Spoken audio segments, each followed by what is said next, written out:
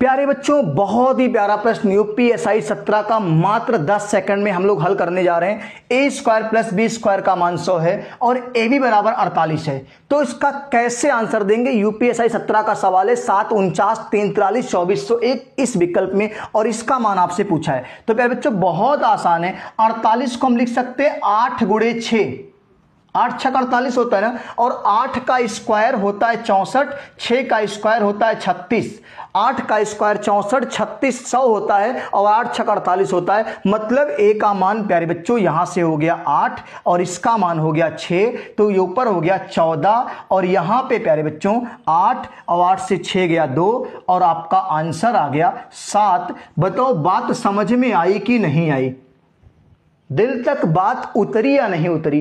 तो इस तरह की अधिक वीडियोज के लिए हमारे चैनल मैथ विद कृष्णा को सब्सक्राइब कर लीजिए, वीडियो को लाइक कर लीजिए।